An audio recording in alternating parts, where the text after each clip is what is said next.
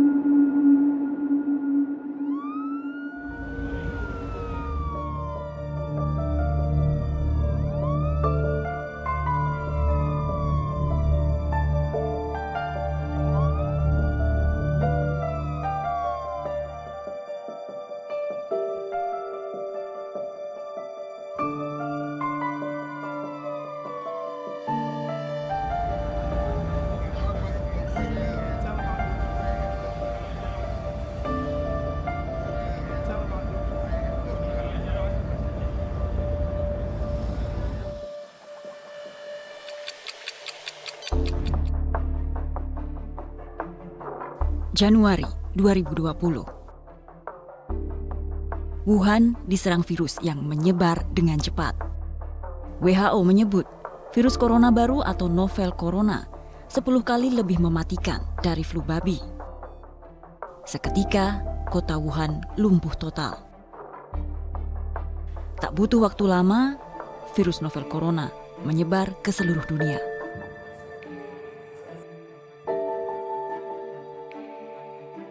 Hingga ke Indonesia.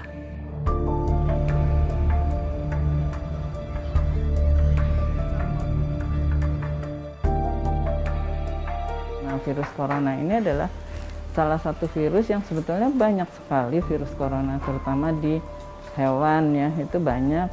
Di manusia tuh ada, kalau dengan yang baru ini sekitar 7 ya, jadi ada 4 yang sebelumnya itu untuk virus corona yang menginfeksi manusia, tapi dia menyebabkan infeksi yang ringan. Ada penyakit yang penyebabnya virus corona yang berat, itu adalah 3 ini dengan yang baru. Jadi ada SARS, virus SARS ya, yang waktu pada tahun 2005 awal sana, terus kemudian MERS-CoV dan SARS coronavirus 2 yang sekarang ini namanya kan SARS-CoV-2 ya. Nah, itu 3 virus yang menyebabkan penyakit yang lebih berat. Yang paling banyak memang yang itu ada di terutama di saluran nafas ya, paru itu, dan saluran pencernaan, selain di tempat lain. Jadi begitu ada reseptor dia akan masuk, kemudian memperbanyak diri di sel tersebut. Nah, sel tersebut nanti akan mengalami kelainan. Hanya memang membutuhkan oleh tim kita ternyata pada posisi yang sakit, dicek, dan tadi pagi saya mendapatkan laporan dari Pak Menteri Kesehatan bahwa ibu ini dan putrinya positif corona. Kasus pertama terkonfirmasi.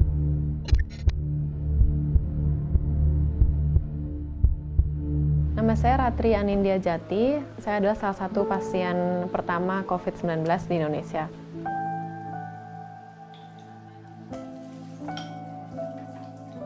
Jadi awal merasa sakit itu pada tanggal 16 Februari, itu kebetulan 3 hari setelah saya sampai di Jakarta dari Eropa, saya merasakan badan tuh tiba-tiba letih sekali, pokoknya capek dan lemes, belum pernah selemes itu sebelumnya.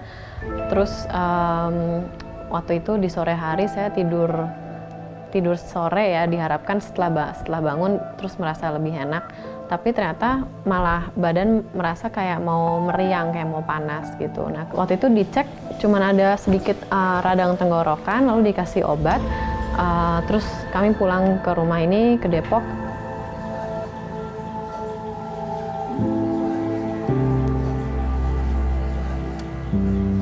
Lalu tanggal 2 Maret, jadi itu dinyatakan ibu dan adik saya positif COVID-19.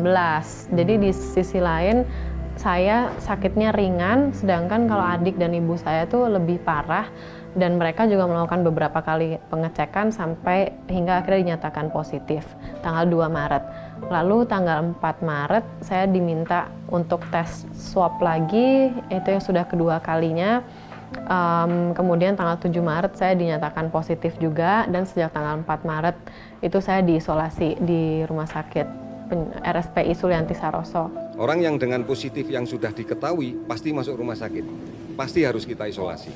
Orang yang pernah kontak dekat dengan dia, inilah yang harus kita cari, karena ini akan menjadi potensi untuk jadi penularan orang lain manakala tidak segera kita lakukan isolasi pada yang bersangkutan. Jadi saya dikeluarkan dari Rumah Sakit Sulianti Saroso itu di tanggal 13 Maret, dan kebetulan waktu itu dinyatakan sudah negatifnya bersamaan sama Sita. Jadi kami berdua dirilis bersamaan tanggal 13 Maret, kemudian ibu tanggal 16 Maret. Terima kasih semuanya. Saya singkat saja, saya mau menyampaikan bahwa saya bersyukur sekali diisolasi di Rumah Sakit Penyakit Infeksi Sulianti Saroso, karena baik dokter, suster, pekerja lab, dan cleaning service sangat membantu kami, dan mereka 24 jam siap mendampingi kami. Di waktu kita dinyatakan negatif dan sudah boleh pulang, ya tentunya kita berdua senang, tapi juga sedih juga dan khawatir, kenapa kok keadaan ibu tuh gimana, kok belum boleh pulang bersama gitu. Tapi ternyata memang dijelaskan kepada dokter di tanggal 16 Maret itu waktu kita menjemput ibu bahwa memang kondisi paru-paru ibu waktu itu lebih lambat penyembuhannya, dan dokter ternyata sempat khawatir tapi tidak ingin memperlihatkan karena nafas ibu ada yang sedikit belum rata, tapi kemudian 3 hari kemudian sudah oke. Panik menjadi reaksi warga Jakarta.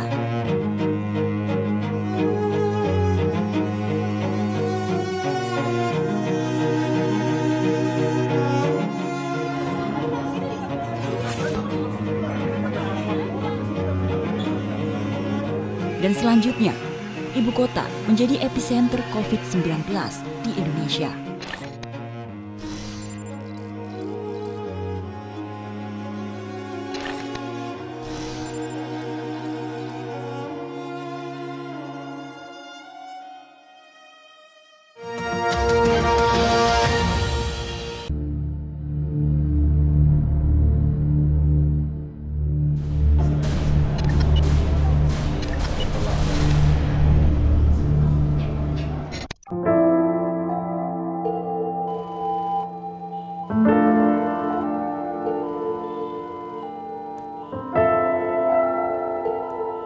Pada awal Maret, kami menyiapkan ruangan dengan kapasitas 24 tempat tidur.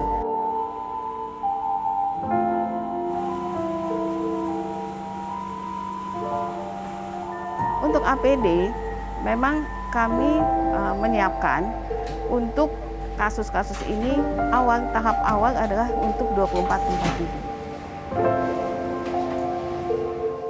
Sampai hari ini kami mempunyai 126 tempat tidur. Mudah-mudahan dalam waktu dekat ini akan meningkat menjadi 200 tempat tidur, karena ruangan yang kami siapkan pada tahap berikutnya sudah selesai, dan kedepannya kami akan menyiapkan ruangan khusus untuk anak yang baru lahir, NICU. Itu yang terakhir kami siapkan. Yang pertama, kami perluas menjadi 50 tempat tidur. Kemudian ruangan berikutnya lagi kami perbaiki secara bertahap, dan saat ini kami mempunyai juga ruangan khusus anak dan ruangan kebidanan. Karena kasus-kasus anak dan kebidanan juga sudah mulai banyak, dan kami juga mempunyai ruangan operasi yang bertekanan negatif. Berarti ruangan operasi kami sudah merupakan ruangan isolasi. Ini kamar operasi yang kita persiapkan untuk operasi dengan pasien-pasien COVID atau PDP.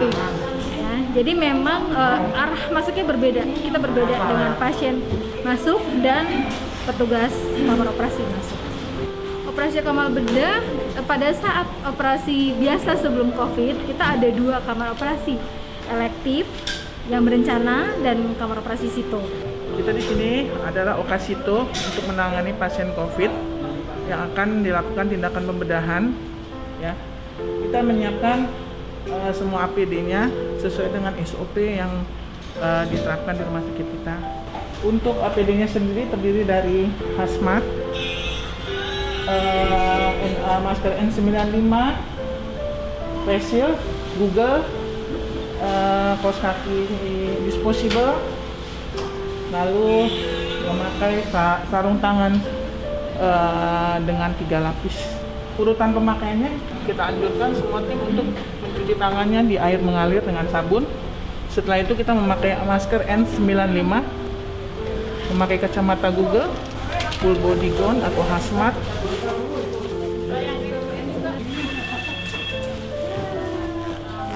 memakai sarung kaki yang single use.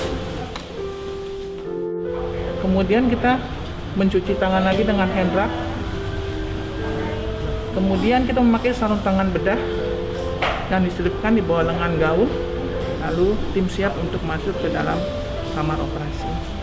Hari ini kita akan operasi seksual cesarean pada pasien hamil dengan PDP.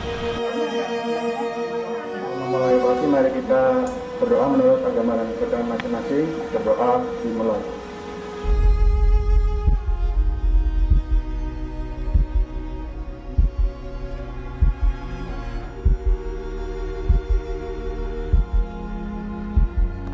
Ya, rasa nanti kalau mau bersihnya. Udah ya, Rek, nggak keluar lagi ya, Rek. Kalau ini panggil aja. Ini aja. Nggak boleh masuk ke daerah sini lagi. Sampaikan tangan. Masih udah masuk belum? Belum. Udah, Amri masih bisa masuk sampai situ, Amri.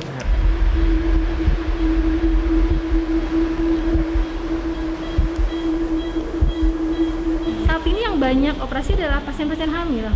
Jadi yang dirujuk kepada kami adalah pasien-pasien ibu hamil yang dengan rencana operasi ternyata rapid positif dan ada gangguan, ya, jadi dirujuk ke rumah sakit Persahabatan.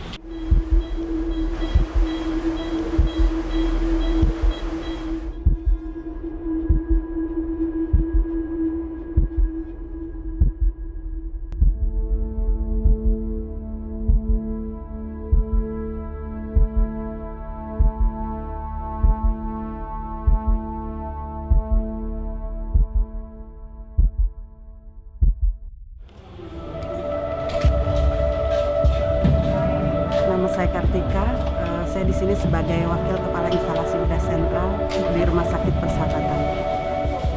Berawal dari maraknya COVID-19, teman-teman dari Instalasi Bedah Sentral kebetulan operasi untuk yang elektif kan ditiadakan sementara. Jadi berawal dari itu kita berinisiatif bagaimana kalau kita bikin facial biar bisa bagi-bagi buat teman-teman kita yang merawat pasien di ruangan. Itu awalnya. Jadi kita inisiatif, kita beli, kita awalnya sih yuk kumpulin dana, ya taruhlah di kotak gitu berapapun yang akhirnya terkumpul, terus kita bisa beli busahnya, beli lemnya, beli selotipnya. Akhirnya awalnya sih untuk teman-teman kita aja di Okas, atau nanti ada operasi yang sito. Tapi berawal kok lama-lama makin banyak. Oh kita bisa bagi nih. Lihat-lihat di YouTube gitu, oh ternyata bayi perlu juga nih pengamannya, yuk coba kita bikin yang bayi. Coba teman-teman ada ide, oh ya begini. Akhirnya kita satukan ide-idenya teman-teman, jadilah yang bayi. Kalau yang dewasa itu sudah hampir 5 ribuan. Kalau yang bayi kita baru mulai. Ya ada sekitar 50-an ya kalau untuk yang bayi, karena kita kebetulan bayi kan nggak begitu banyak juga di sini. Kalau yang dewasa itu sudah hampir 5 ribuan kita bikin. Halo, saya Dokter Ria. Ayo ikut saya. Ini adalah kamar dokter di Rumah Sakit Persahabatan. Poli matanya. Ayo silahkan. Sekarang kita sedang membuat jas lab yang disposable. Di sini yang kerja di sini tim saya ada dokter dan perawat serta resepsionis. Jadi kita bahu membahu untuk membuat APD bagi tenaga medis di Persahabatan. Untuk jas lab ini kita baru produksi sekitar hampir 3 minggu. Ya, kita udah bisa produksi lebih dari 600 buah. Ini targetnya mungkin di atas 1.500. Nah, sekarang belum kita distribusikan, tapi mungkin hari Kamis kita serah terima dulu dengan donaturnya. Setelah itu kita kirim ke rumah sakit.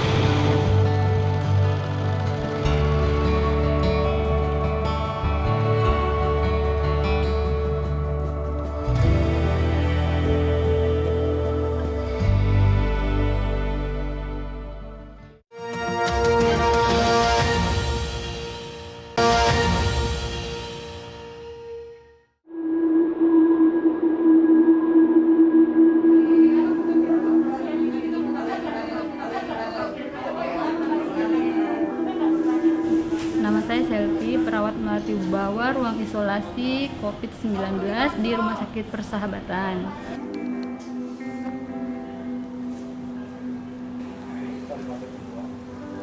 Sebagai perawat, tugas kita memberikan asuhan keperawatan dan membantu mobilisasi pasien yang mengalami sulit mobilisasi, misalnya di usia lanjut. Dan kita membantu sumber daya manusia, membantu pasien memberikan makan, minum, obat, dan mengganti pakaian serta pampers mereka.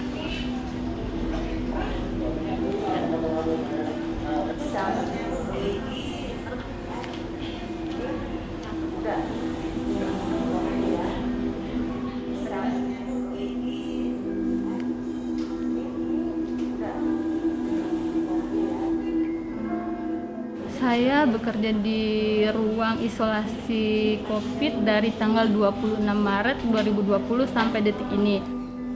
Kalau sehari 3 jam sampai 4 jam. Untuk stigma di luar, dalam keluarga saya mendapat support yang sangat bagus dari suami, orang tua, dan anak, insya Allah. Tapi kalau untuk di lingkungan sekitar, yang namanya manusia atau orang awam, mereka sedikit ada yang mengerti dan ada yang tidak mengerti. Dijauhi wajar.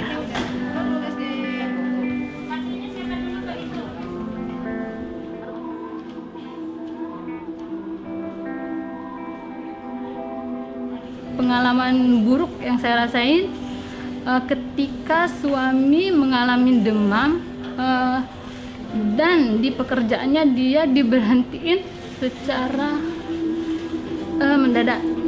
Padahal demamnya cuma 1 hari dan itu pun besoknya dia udah kembali bekerja, dan dari kantornya dia disuruh istirahat sampai hari Senin. Hari Senin masuk lagi, pas makan siang kembali pulang ke rumah, pas masuk lagi sudah tidak boleh masuk lagi dari kantornya. Karena katanya istrinya merawat pasien COVID dan ada kontak sama istrinya, padahal selama saya merawat pasien COVID saya tidak pernah pulang ke rumah sama sekali. Kita perawat shiftnya ada 3, pagi, siang, sama malam. Kalau pagi dari jam 7.30 sampai jam 2. Setelah itu pulang ke hotel.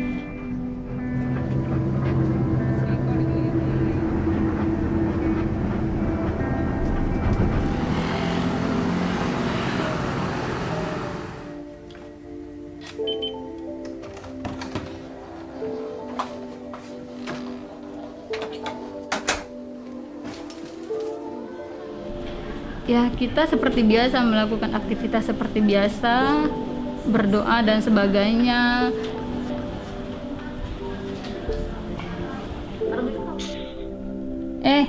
Kamu lagi ngapain, Nak? Ayu udah mama belum, Nak? Anak saya umurnya 1 tahun 7 bulan, perempuan. Dari awal isolasi rawat inap Melati Bawah Rumah Sakit Persahabatan dibuka, saya sudah diisolasi di hotel dan saya cuma bisa video call. Tapi nggak enaknya anak saya nggak mau lihat saya. Dia nggak mau liatin karena udah lama nggak ketemu. Iya, Nak. Assalamualaikum. Dadah.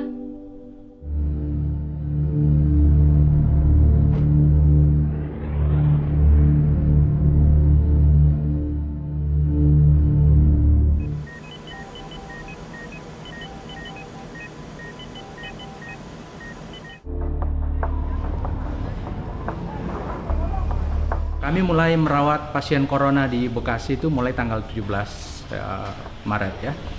Pasien pertama yang kami rawat adalah penduduk Kota Bekasi bekerja di Jakarta. Nah, jadi kami terutama ini menerima pasiennya yang COVID-19, yang baik yang sudah suspek maupun yang sudah terkonfirmasi. Nanti dipisahkan nih jadinya, kalau di sini untuk yang umum, kalau di sebelah sini khusus untuk yang suspek atau konfirmasi COVID. Dokter paru di rumah sakit ini ada 4 orang. Saya sendiri, Dokter Antoni, Dokter Taufik, Dokter Anggarjito, dan satu lagi teman kami, Dokter Rahma, dan dia berhalangan karena juga lagi sakit ya. Sehingga yang total bekerja hanya 3 orang. Dokter Taufik itu melayani pasien non-COVID. Ini adalah ruangan poliklinik pelayanan paru. Biasanya kita menyebut poli paru saja. Ruangan ini adalah penanganan pasien-pasien yang berpenyakit paru semua. Apakah itu asma, tuberkulosis paru, apa itu penyakit obstruksi saluran napas kronik, termasuk orang-orang yang belum terduga apakah ini penyakit COVID apa tidak. Nah, di sini juga bisa difilter penyakit COVID itu.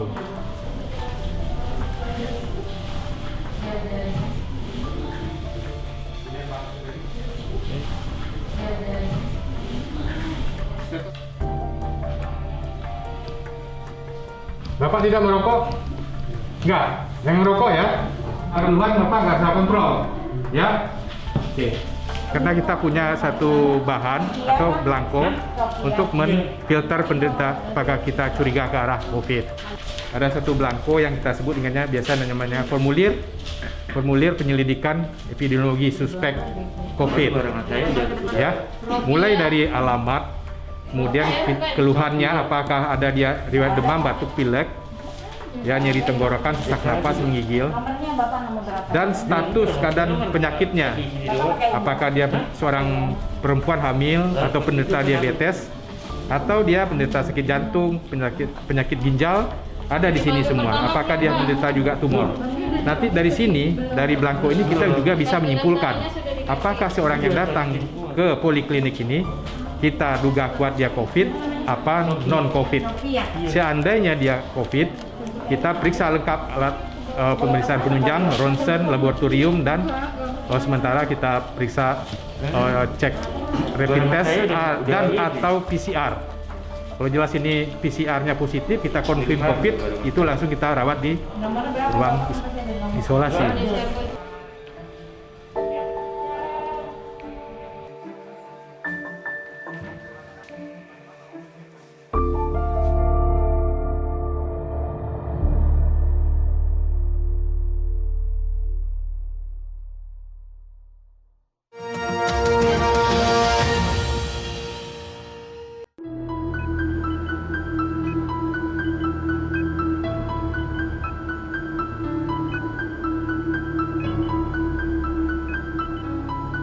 Kalau merawat pasien COVID itu dibutuhkan kehati-hatian.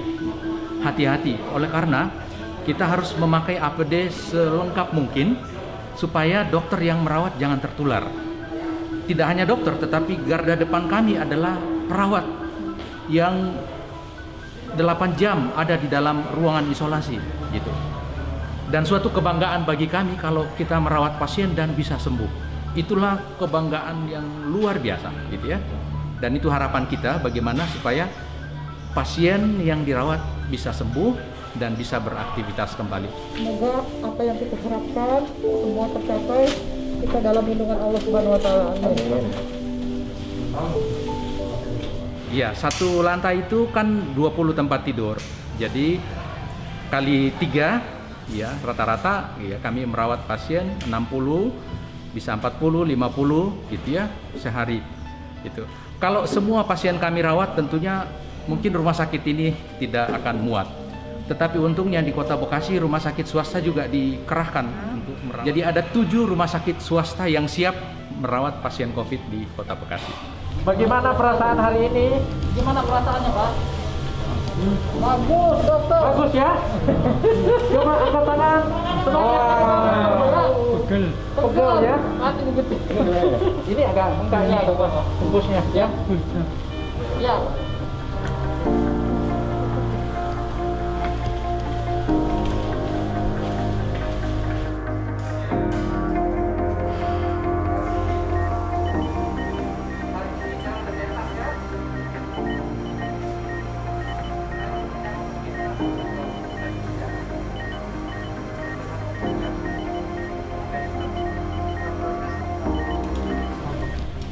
Nah, setiap bersentuhan dengan pasien atau kontak dengan lingkungan pasien selalu pakai ya hand rub, ya, desinfektan alkohol ya. Ini tadi saya sudah menyentuh satu pasien dengan ini, ya, jadi saya harus melakukan desinfektan dengan alkohol ya, 70%. Pasien yang kami rawat 3 lantai itu macam-macam cirinya ya. Yang paling dirasakan oleh penderita adalah sesak napas, ya, batuk, kemudian terasa ngilu badan, kemudian lemah letih dan lesu. Ada juga yang diare, ya, kemudian panas pada sore-sore hari atau malam hari, dan terasa ngilu di seluruh badan atau tulang. Halo, Dokter Antoni, spesialis paru, pasien baru, Dok? Pasien baru. Dari Polri ODP. Pasien baru dengan rapid test positif ya. Bu, masuk di sini jangan khawatir ya, Bu, ya. Ada yang dirasa sekarang? Lemas ya, Bu? Batuk nggak? Ya. Ya, di sini kami menggunakan 3 obat ya. Kami gunakan azitromisin 1 kali 500, kemudian kloroquine 2 kali 500, kemudian untuk kasus yang berat kita tambahkan oseltamivir. Oh, Tamiflu. Ya, Tamiflu 2 kali 75. Ya, kita berikan sampai 7 hari, kadang sampai 14 hari gitu ya. Dan tetap memantau fungsi hati dan fungsi ginjal karena obat-obat tadi mempunyai efek ke sana, juga membuat efek susah tidur, insomnia gitu ya, dan mual gitu ya. Saya tidak mungkin membuka APD saya dalam mengerjakan ibadah sholat saya, makanya saya salah satu cara yang saya lakukan adalah dengan bertayamum. Bagaimana saya bisa melakukan ibadah seperti ini?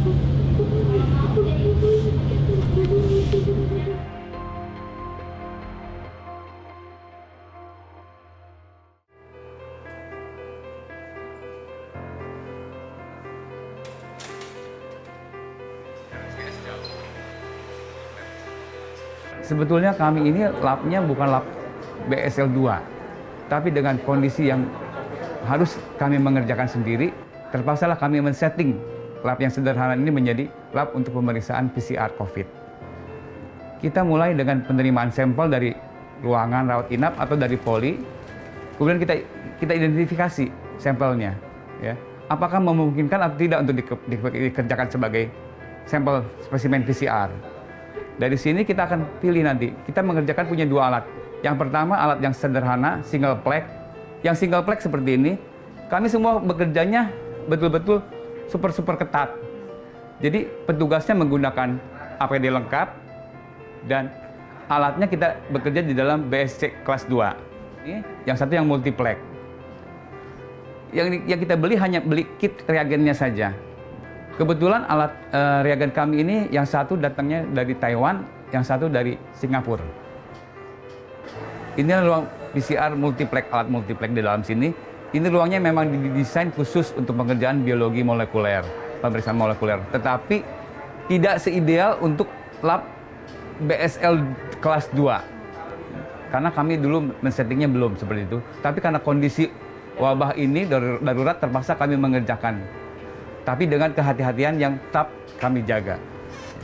Tidak semua orang bisa masuk ke dalam ruang lab ini. Hanya petugas yang bertanggung jawab terhadap pemeriksaan yang bisa masuk ke dalam. Semua dikerjakan di ruang tersendiri dengan selalu mengindahkan aturan main pemeriksaan molekuler. Jadi kami kerjakan tetap di ruang dengan BSC 2, alat otomatis untuk ekstraksinya dan untuk PCR-nya. Ini alat untuk ekstraksi RNA virusnya. Setelah selesai di sini, nanti bahan RNA-nya dilakukan pemeriksaan di ruang selanjutnya menggunakan alat ini. Inilah alat PCR yang kita gunakan. Semua otomatis. Kira-kira pengerjaannya 1,5 jam untuk 96 sampel. Jadi alat ini ada 96 lubang. Kita bisa mengerjakan sekaligus 96 sampel sekali jalan. Tapi bisa 2 kali running sehari. Jadi bisa 2 kali 96. Kalau perlu 3 kali 96. Kebetulan direktur kami sangat menyokong dan ini atas dasar kebutuhan pelayanan. Karena terus terang, sebelum kami punya alat, pelayanannya tersendat. Karena harus menunggu hasil rujukan dari lab rujukan itu kira-kira 3-1 minggu. Sehingga penanganan pasien menjadi terhambat. Kemudian Pak Wali juga mensupport dengan bantuan dana darurat, kami dapat membeli reagen.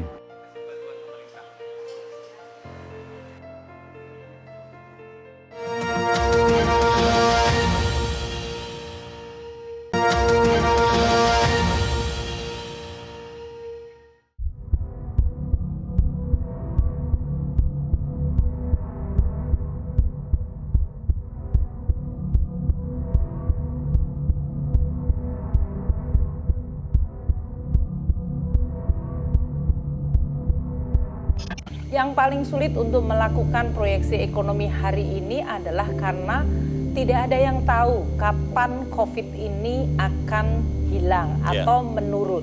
Yang terjadi adalah skenario bahwa kalau dia terkena di suatu negara dan negara itu harus melakukan berbagai tindakan pengamanan seperti dia melakukan lockdown atau dia melakukan dalam hal ini social distancing, maka ekonominya pasti akan merosot tajam.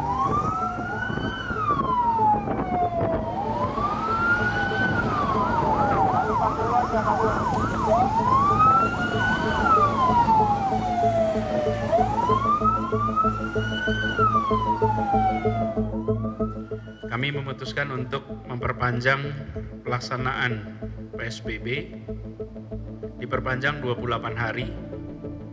Artinya periode kedua PSBB ini mulai tanggal 24 April sampai dengan 22 Mei 2020.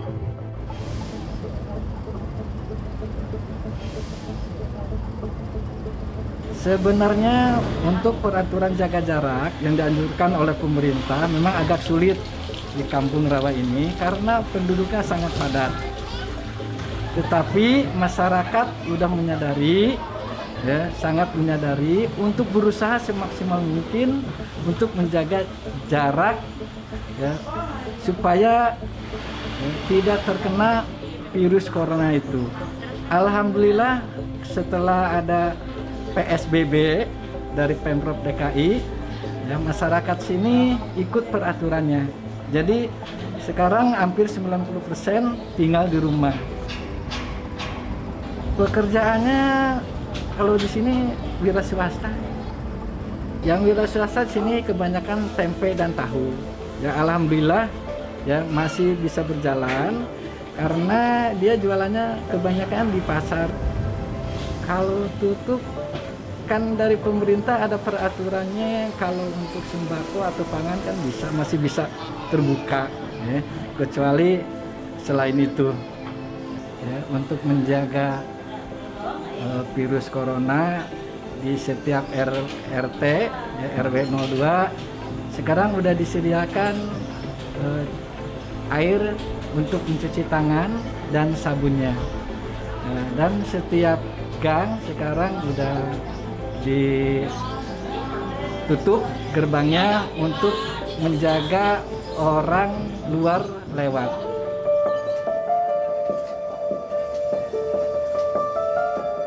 Kami di jajaran Pemprov bersama dengan Polda dan Kodam di periode ini kita akan meningkatkan pendisiplinan baik perusahaan-perusahaan yang masih beroperasi maupun masyarakat yang masih berkerumun.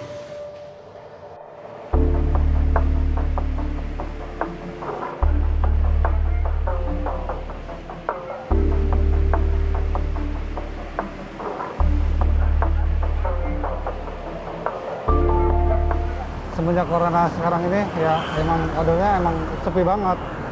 Biasa kita dapat order 15 trip, ini pengen 3 aja susah banget. Paling dapat order cuma 2 itu paling ongkos 16.000 lah 2 tarif. Kita pulang paling bawa duit 20.000. Cuman ya kita ya mau apa lagi ya, kita dinikmatin, cuman kita suruh di rumah. Kita aja yang keluar nyari duit susah payah apalagi di rumah gitu. Kalau dulu alhamdulillah kita dapat aja 200 ya kan. Ya kita buat di rumah ya ibaratnya 50.000 atau 100.000 buat kita pegangan buat beli bensin apa. Sekarang 20.000 aja kita susah banget. Apalagi ini dari pagi saya dari jam 9 sampai sekarang belum dapat order sama sekali.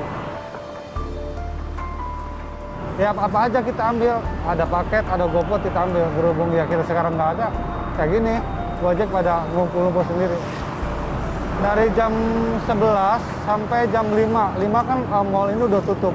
Kita paling ya pindah ke area yang resto yang buka 24 jam. Cuman gitu, sama order juga kita, lagi sepi juga. Nama saya Nuriska Putri. Kebetulan saya anak dari pemilik rumah makan Air Tawa, Masakan Padang ini. Jadi untuk penjualan di sini itu biasanya kita kalau sebelum corona ini bisa 200 sampai 300 pembeli biasanya kalau di hari-hari biasa. Nah setelah ada dampak corona ini ya penjualan kita juga menurun gitu loh. Dari pembeli pun juga paling sekitar 100 atau 120, 150 itu paling banyak gitu kan. Dari dampak corona ini juga benar-benar menurun banget gitu omset kita kan. Jadi kerasa banget lah ekonominya itu gimana sekarang susahnya gitu. Jadi kalau untuk karyawan ya sebelumnya kita itu ada di sini itu ada 5 karyawan ya kan. Sekarang tuh rusun itu kita pulangin kan karena mereka juga takut kan situasinya kayak gini. Jadi yang dipertahankan sekarang itu mungkin anak-anaknya gitu, anak-anaknya, saudara-saudara dari pemilik rumah makan ini gitu.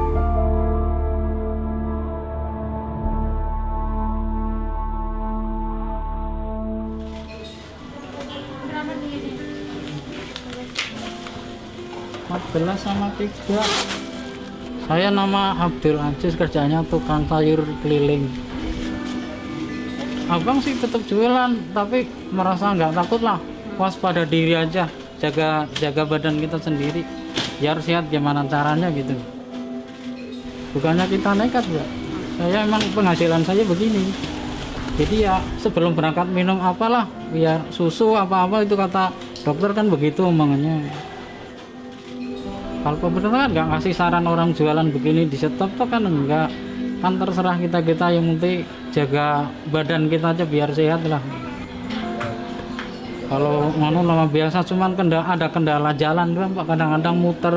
Biasanya jalan kan lurus, ini muter karena ditutup. Tapi kadang-kadang yang ngasih jalan ada yang ditutup, kadang-kadang begitu. Harapannya sih semoga sih corona ini cepat kelar, terus pemerintah dan kita semua juga bisa saling mengatasi satu sama lain supaya ekonomi Indonesia itu semakin membaik lah.